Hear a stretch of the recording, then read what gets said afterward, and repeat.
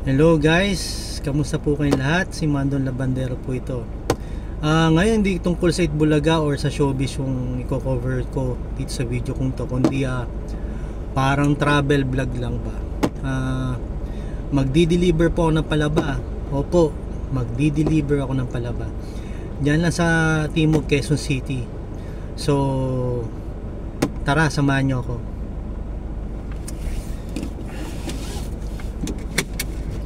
Actually, first time kong gagawin ito.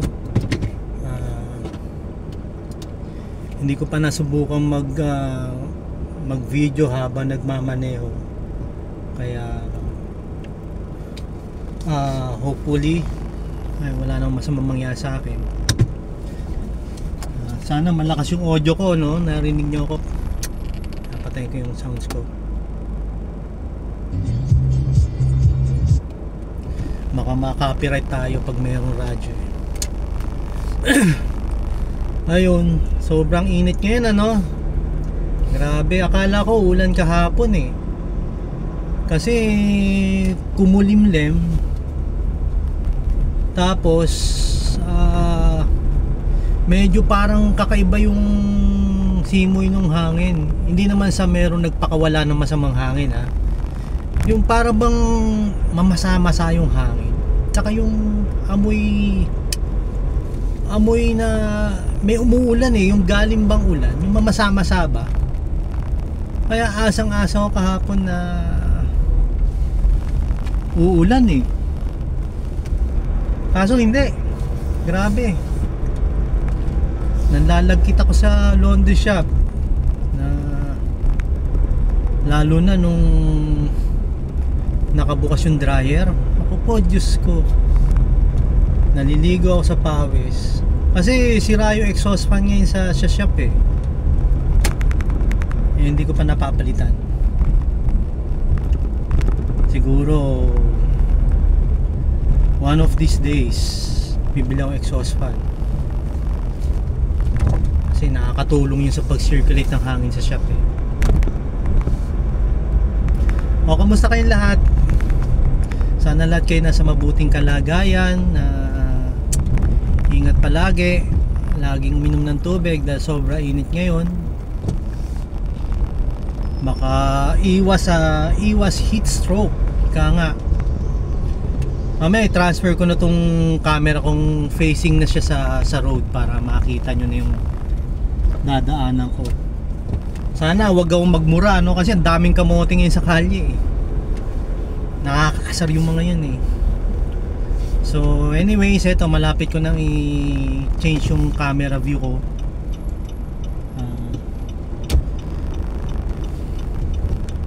Para yung daan. Magsasalita pa rin naman ako habang nagmamaneho. Sana hindi traffic kasi kailangan ko rin makabalik before 12.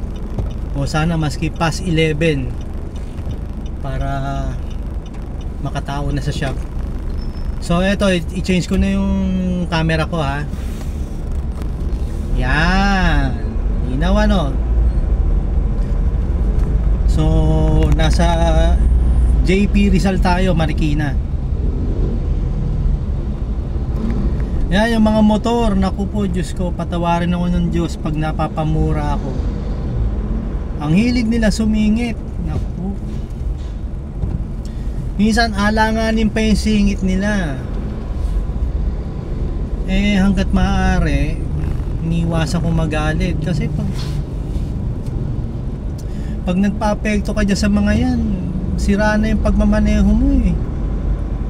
Minsan yung bumibilis yung apak mo sa silinyador, sa gasolina, diba? Umiinit na naman, oh. Diyos ko. Sabi nila iinit pa raw yan. Wag naman sana dahil kawawa yung mga bata at saka matanda. Yung father ko ilang taon na, kaya lagi namin ina-advise sa kanya uminom ng tubig. Yan, mukhang maluwag na naman ngayon dahil anong oras na, past 10. Kumbaga nakapasok na sa opisina yung mga tao.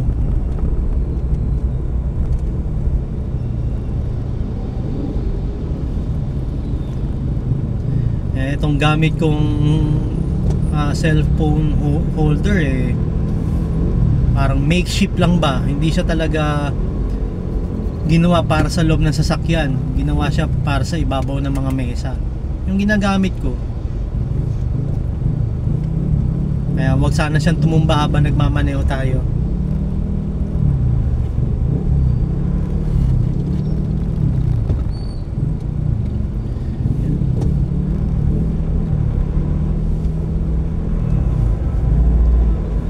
Minsan hindi ako nakapag-vlog ngayon kasi unang-una sobrang busy sa shop. Tsaka minsan naiingayan na rin ako doon sa mga dumadaan ng mga jeep, tricycle sa harap ng shop.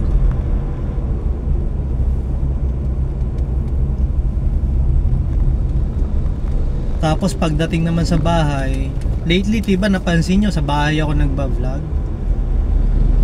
nagba-vlog ako mga alas 9 ng gabi, nagbibideo ako ng ganung oras. Tapos i-edit ko siya kinabukasan. Kaya yung mga balita akong na vlog medyo late na. Hindi na fresh dahil late na ng 1 or 2 days yung balitang na i-feature ko. Tapos etong mga nakarang araw sobrang init,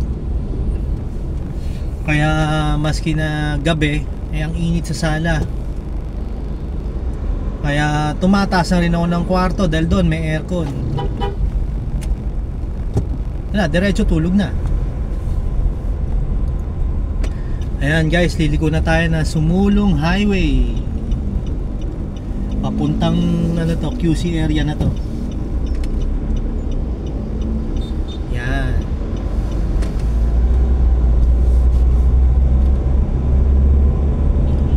Sana maluwag na 10:14 ng umaga.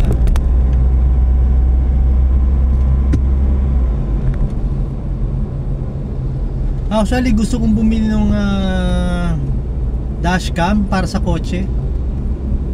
Dashcam, pang kotse nga yun. Dashcam. Kaso parang hindi ko rin priority ngayon.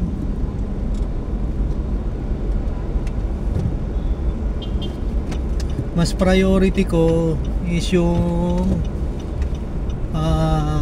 gulong, goma para dito sa kotse. Kasi nga upod na Kaya nabili ko dadalawa pa lang, isang pares. Eto, lumiko tayo sa side street. Iwas traffic sa main road.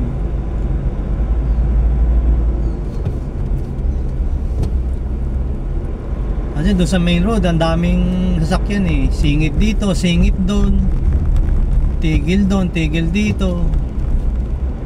Dito kahit paano dire-diretso. Inisip nyo ba kung saan lugar to? Siguro iba naman sa inyo alam kung saan to Marikina po ito, mga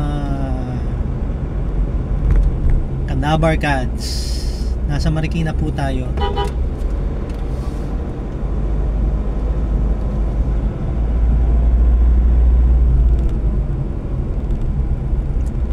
Tsaka lately napansin ko bumababa na rin yung views ko sa YouTube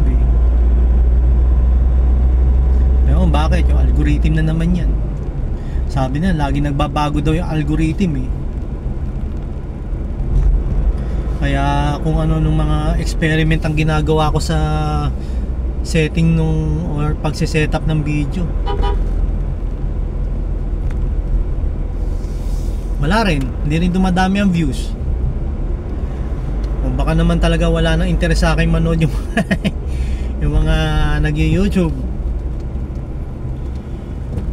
Kaya siguro bahala na kung lalaki pa yung channel ko o hindi. Dati talaga sabi ko, nagsimula ako, sabi ko kailangan maka 500 subscribers ako eh. Abay, tumataas naman talaga, dumadami nagsasubscribe sa akin. Tapos noon mag Holy Week, naisip ko magpahinga muna. O ano bang, wala naman akong in-upload nun, o may in-upload yata ako pero mga shorts lang na YouTube shorts. Tapos after kong magpahinga nung Holy Week, parang nagpahinga na rin yung mga nagsasubscribe. Ayaw na ayaw na mag-subscribe. Dati dire-diretso eh. Sumasampu ko kada araw ng bagong subscriber eh. Ito, babalik na tayo ulit ng main road. Pataas na tayo ng Katipunan. Yan, ang gulo ano. Ito, samot-saring sasakyan nandito. At samot-saring mga driver din. Yan. May nakatigil dito sa gilid na hindi naman dapat. Diba? May tatawid pero hindi rin sa tamang tawiran. Ayan o, may nakatigil na van o. Kasi ang hirap kasi dito sa Pilipinas, andyan na yung batas eh. Ang dami-dami nating batas. Batas sa kalye. Ang dami. Kaya lang walang nagpapatupad. At saka hindi ko malalahatin ha. May mga driver talagang matitigas ang ulo. Mga yun na nga, yung kamote. Kaya minsan alam nyo, naiisip ko magpakakamote na lang din kaya ako. Parang gantihan na ba? Kamote ka, kamote ako, kamote tayo lahat. Kasi ikaw na sunod na sunod sa batas, tapos sila naman ang silang sumasaway sa batas. You're doing your part pero sila hindi. Nagpapakabayani, parang nagpapakabayani ka ba sa wala? Alam kong mali pero minsan may isip mo talaga. Eto, going to Katipunan na tayo mga kadabar kads. So, nakita nyo, wala na kasing truck ban eh, kaya yan, naglabasan na yung mga truck. Sa rin yan, ako, pag ano, pag nasa blind side ka nila, may chance na ipiting ka nila. Yun lang, kulang sa atin disiplina. Maski naman wala yung mga lane na yan eh, bike lane, motorcycle lane. Kung disiplinado ang mga driver dito sa Pinas, hindi na kailangan ng ganyan. Alam mo ang ginagawa ng mga lane na yan, pinapalit lang nila yung kalsada eh.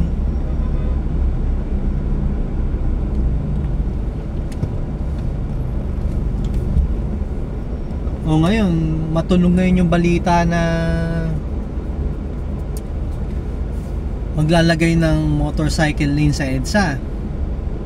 Aalisin na raw yung bike lane dahil mas marami daw na nagmo-motorsiklo sa EDSA kumpara sa nagbibisikleta. Pustahan tayo, hindi masusunod yan.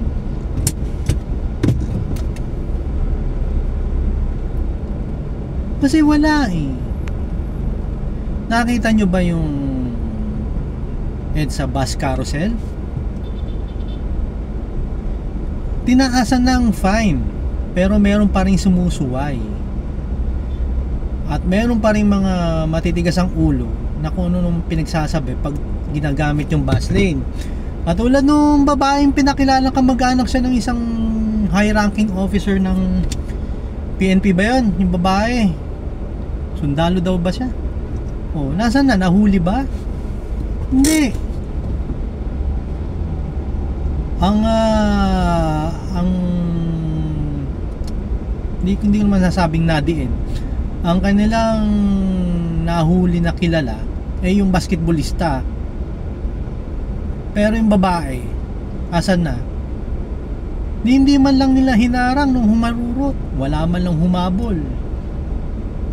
Kaya paano masasabing maglagay ka ng maglagay ng lane dyan? Magiging maayos o magiging maluwag ang kalsada? Hindi. As long as maraming mga walang disiplina, huwag ka nang umasa. Kaya katulad ng mga motor na yan, parang nananahi ng kalsada, liko sa kanan, liko sa kaliwa. Oh. May butas dito, pasok. May puwang dito, saksak.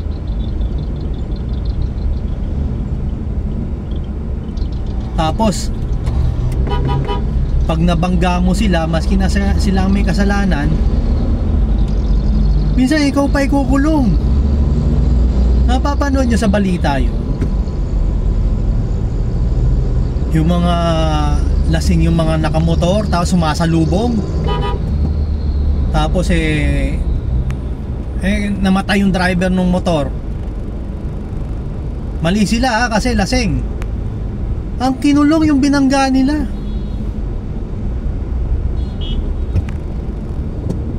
Diba?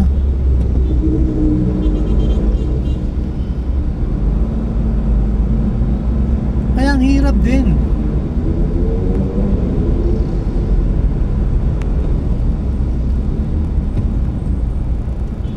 Baka patutunayan mo pa yung side doon na hindi ikaw mali, maski na marami nagsabi na lasing yung driver nung nakamotor, tapos nakita sa CCTV yung ginawang pag counter flow nung nakamotor. Diba?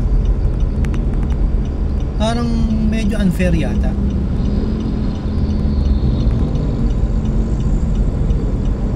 Aurora tayo, Aurora.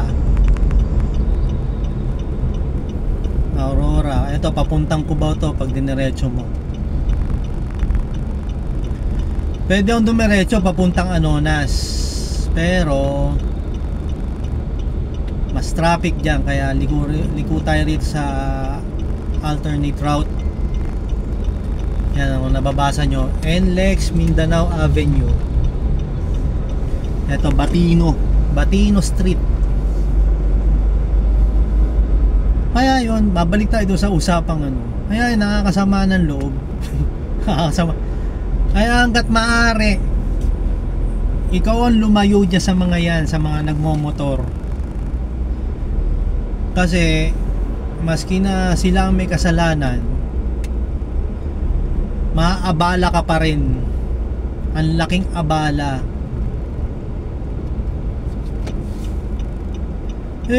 Lagi nilang gusto na uuna sila. Yun.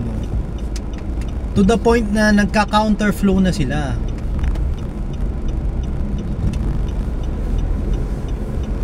Ito nga ang sasakyan ko, nagugulat na lang ako, may gas-gas.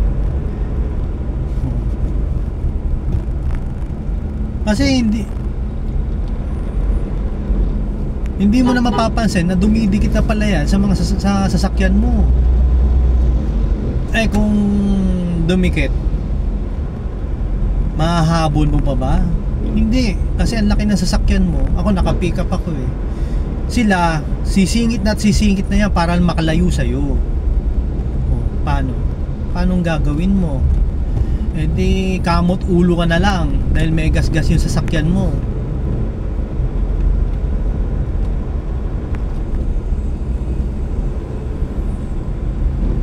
Buti sana kung simpleng gas-gas lang, yung hindi ba malalim, yung makukuha sa pampakintab ng kotse o kaya pang-rubbing ng kotse, makukuhang matanggal. Kaso minsan ang lalim nung gas-gas sa kotse mo. Wala, kamot ka na lang, kamot.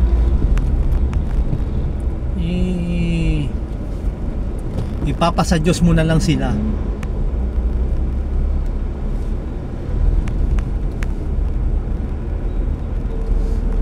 Diba? Naku, ang dami kong hanash, ang dami kong kuda pagdating sa mga ganyan, lalo na pag kasama ko si Mrs. Hindi pwedeng hindi namin pag-uusapan yung mga kamote rider, kasi nakakasabay mo sa daan eh.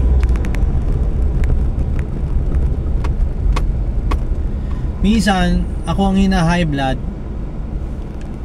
tapos pakakalmahin ako ng misis. Pero may time naman si misis ang hina-high blood, pakakalmahin ko si misis. Parang nag-give and take lang kami. Pero minsan nagsasabay kami hina-high blood. Ako pag ganon, ako po, Diyos ko. Buti na lang hindi naaalis yung konsentrasyon ko sa daan. Eto, nandito pa rin tayo sa alternate route papuntang NLEX and Mindanao Avenue. Yan.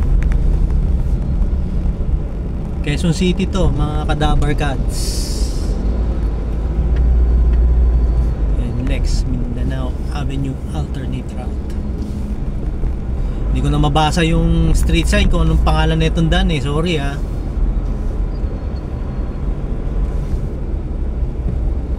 Pero ang lusot nito is yung ito. Langka Street. Pag dinerecho mo to, papunta ka na ng Kamuning, Kamyas Kamuning. Pag kumanang ka Xavierville, papuntang Tape. Kahapon nadaan ako yung Tape. Bukas sila, bukas. Hindi ko lang alam kung ano yung nag-uopisina ngayon doon.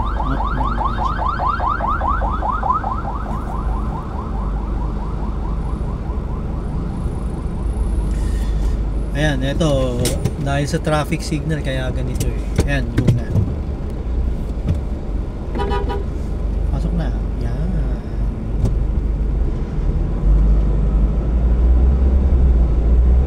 Langka Street. Actually, ngayon ko lang nalaman yung street na to dahil nagbablog ako. Bagas ano, daan lang ako ng daan dito. Ano, yellow. Oh, pasok pa rin tayo.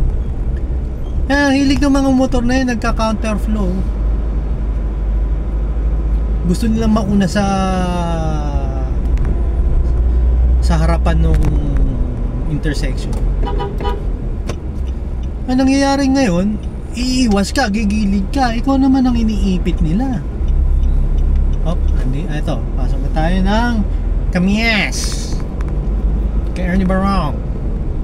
Sumalangit na wa, Kamyas, popularized by Mr. Ernie Baron.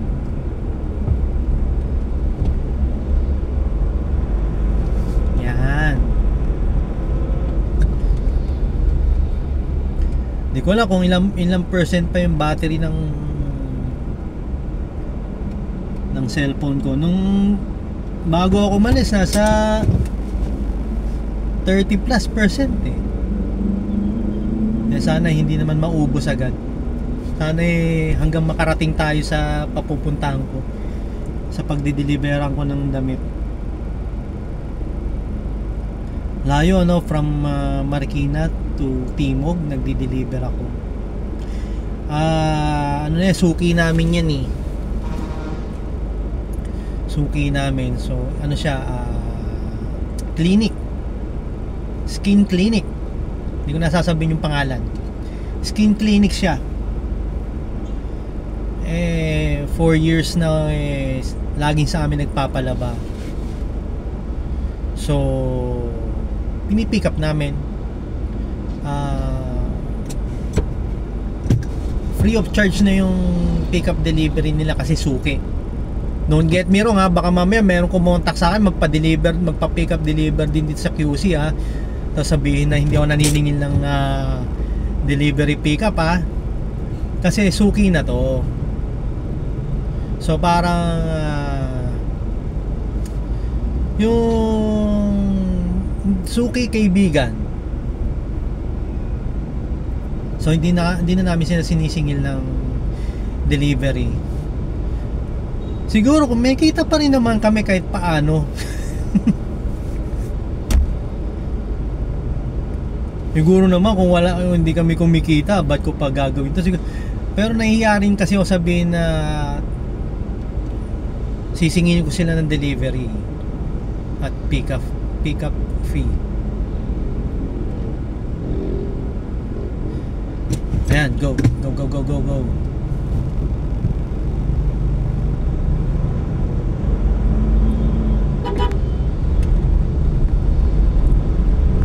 Kaya minsan, gamit na gamit yung busina na itong sasakyan eh. Sa dami ng binubusinahan ko. Hindi babae ha, baka isipin nyo, babae yung binubusinahan ko. Mga sasakyan na makukulit sa kalye.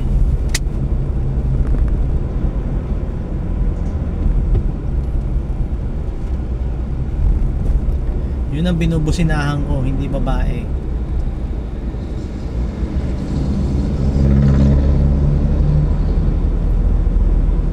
Yan, Kamyes, nasa Kamyes. Any wrong? May biyak sa likod.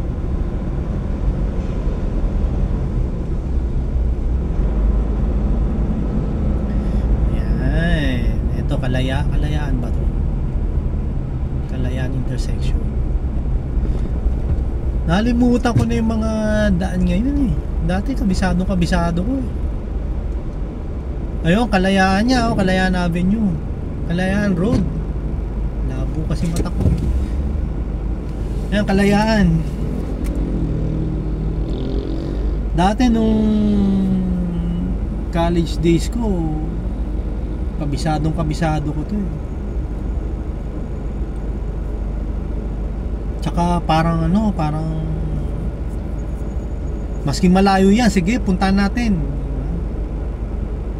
Eh ngayon lumabas lang ng Marikina, nakakatamad na.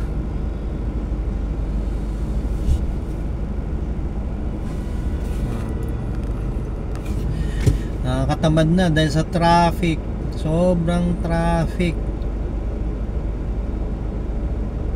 Stoplight dito, stoplight doon. Katulad yan, go na, tapos may nakaharang. Naku po, ayan, hanas na naman, hanas. Kuda, hindi naman. Kaya kung high blood ka, naku po, Diyos ko. Tapos lagi ka nasa daan, kailangan mo i-monitor yung blood pressure. Hindi nga alam ni Mrs. na dinala ko tong yung stand ng cellphone eh.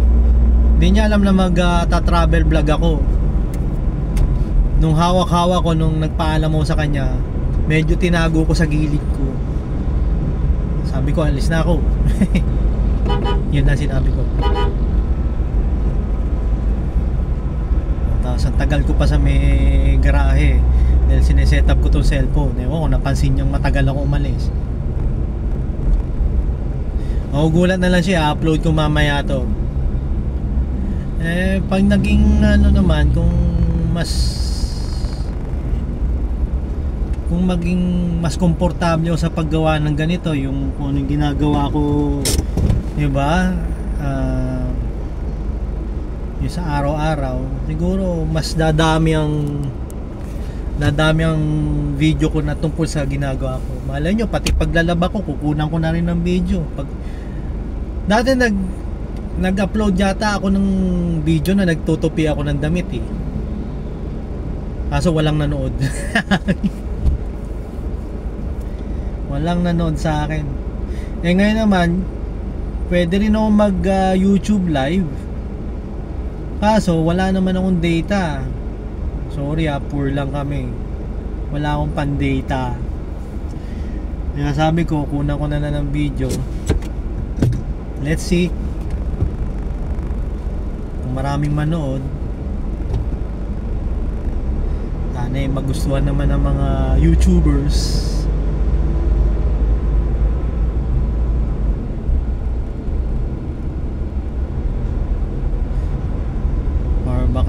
Abangan nyo next time pag nag out of town kami.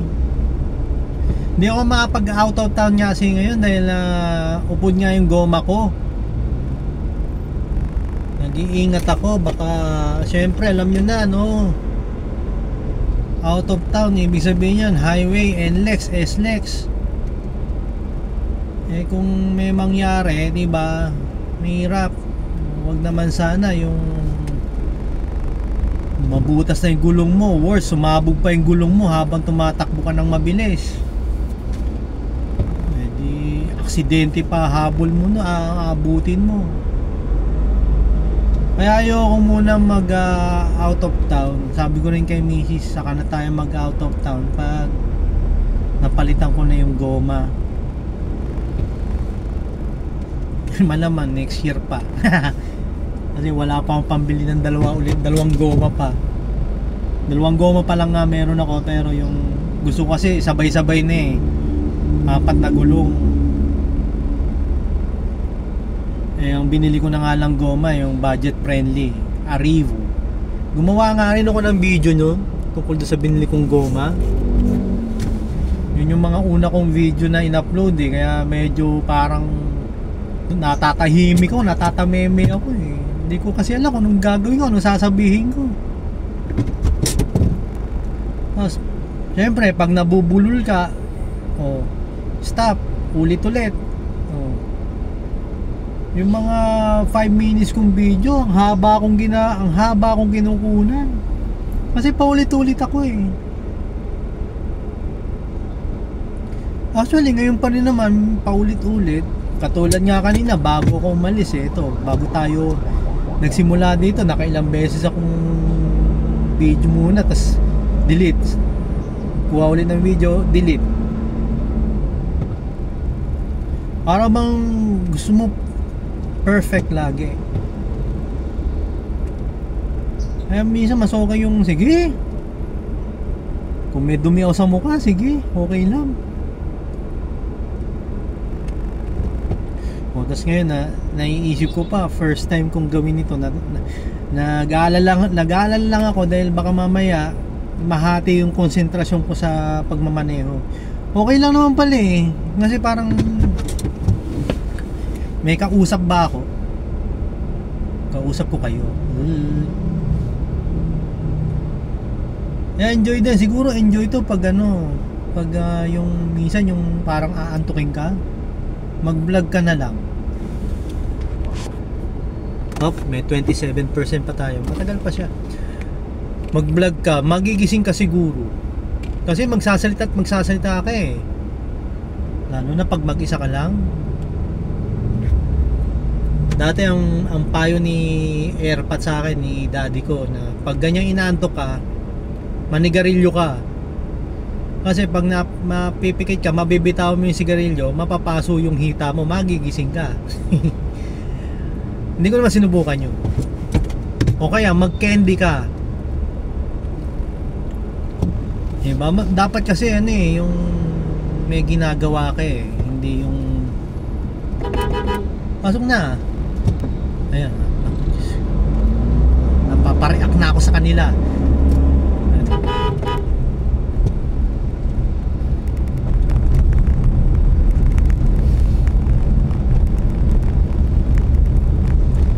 Dati pag nagmamaneho ako, sinaantok ako, tapos kasama ko si Mrs. Nagpapasampal ako sa kanya Sabi ko, sampalin mo nga ako. Sasampalin naman ako. Nagigising naman ako, pero maya o maya pala parang antukin na naman ako. Kaya ilang magkasawang sampal siya sa akin para lang hindi ako mapikit habang nagmamaneho. Delikado yun ito, pumasok ulit tayo sa side street. Iwas tayo sa traffic ng Kamuning. Lapit na tayo actually. Man Street, nalimutan kong tingnan.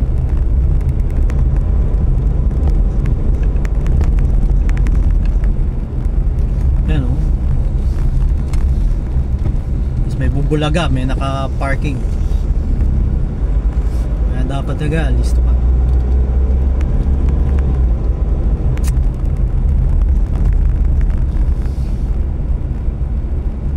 Yan, double parking. Yan, minsan hirap pag malaki sasakyan mo eh. Mas alanganin yung mga double parking. Naku po, alalay sa pag-abante. Babagal at babagal ka para hindi ka sumabit sa nakapark. Ayan, bumagsak na nga yung cellphone.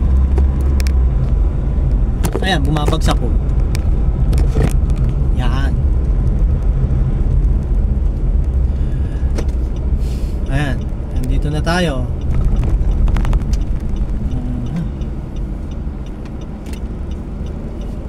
Medyo kakamote ako, magka-counterflow ako konti. Ay, paparada na ako. Ay, hindi pala, hindi ako magkakamote.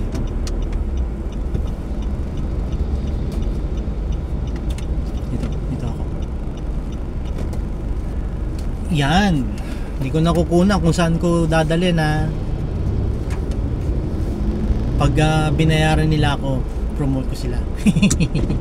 Pag binayaran nila ako to promote their skin clinic, sige.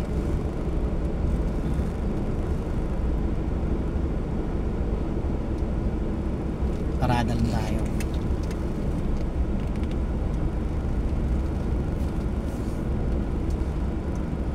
Mukhang mahaba pa yung charge ng cellphone ko, baka pwede tayong kumuha ng pauwi. Yung mo 30+% kanina, ngayon 27 huli kong check eh. Ayan. So nandito na tayo guys. Salamat sa pagsama sa akin sa biyaheng to. Kunang ko yung yung pauwi na. So hanggang dito na muna tayo guys. Uulitin na travel vlog. Paalam and God bless.